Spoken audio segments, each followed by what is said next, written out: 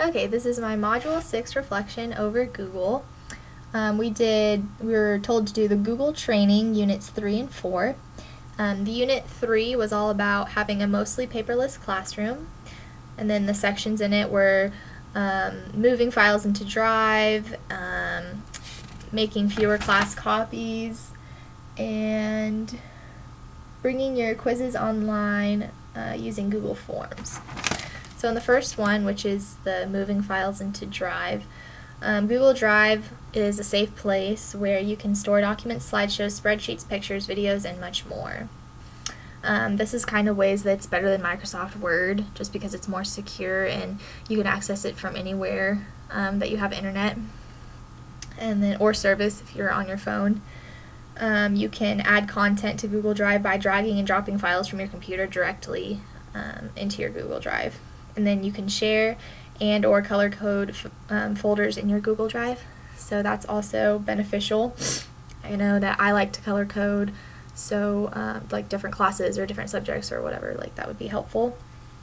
In the section making fewer class copies, there's a thing called the G Suite for Education, and this includes docs, slides, sheets, forms, and drawings. And then with these tools, a single document, sheet, or slide is provided that students can use to access the document versus an offline desktop-based document that they have to keep track of. And this is really good for like the younger students. They don't have to worry about carrying around a little thing that you can plug into your computer that has the document on it. Instead, they can just sign into their Google account, and it's always going to be there no matter where they're at, if they're at home or if they're at school. It's also beneficial because you don't have to use a photocopier, since it will all be accessible through the Drive. Another good benefit is the ability to collaborate, and that students can share documents with their teacher and with each other, either for feedback or for group projects with the other students is helpful. Another tool is Google Classroom. And Google Classroom is a great tool for copying and sharing docs with my future class.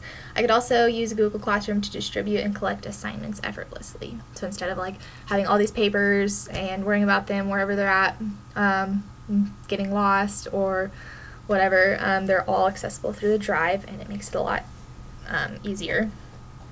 And then in the section Bring Your Quizzes Online Using Google Forms, I learned that Google Forms helps teachers and students collect and analyze data, and then a beneficial way to use forms is to create a quiz as a quick assessment, or creating a survey to collect research for a group project, just in case they're doing a group project where they need to collect research. And then in the Unit 4, which was all about save time communicating, I picked out the two most important things that I thought. The first one, we learned about using Gmail to communicate with your classroom community. And Gmail is beneficial because it's flexible, you can organize and respond to messages from any device. It encourages and enables you to communicate with any community member, even if they speak a different language, because it has the translation feature. So I thought that was pretty neat if they wanted like a study buddy or a pen pal in a different country that they could talk to, just because it has the translation feature. And then another lesson in this unit that I thought was important was using Hangouts for real-time student communication. Google Hangouts instant messaging can be used in a number of ways, including reminding students of upcoming deadlines as a back channel during teacher-led instruction, or while watching instructional YouTube videos. So they can use Hangouts while all doing those things. No matter how I would choose to incorporate Google Hangouts, I'll be able to communicate better with my students at a more natural speed than having them wait for a long time for me to respond to them. I think that yes, the Google Educator certifications are something I would consider doing in the future, mainly because with how technology is advancing, it's going to be important for teachers to know how to use technology. And not only that, it will stand out more when you're trying to be hired, because if a school is more wanting to hire a technologically advanced teacher, then they're going to hire somebody that's been Google Educator certified over somebody that hasn't. And then I made a Google slide, and the similarities and differences. There were a lot of differences in the Google slides that I thought than there is in the Microsoft Word.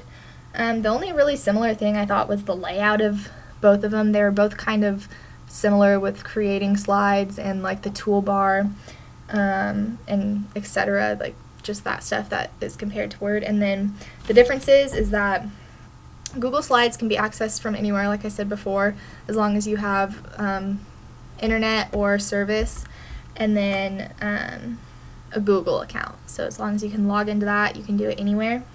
And then changes made save right away, instead of having to click save, or like if you accidentally close out or your computer acts up in Google Slides or Docs or any Google, it's going to save right away instead of having to click save over and over on Word.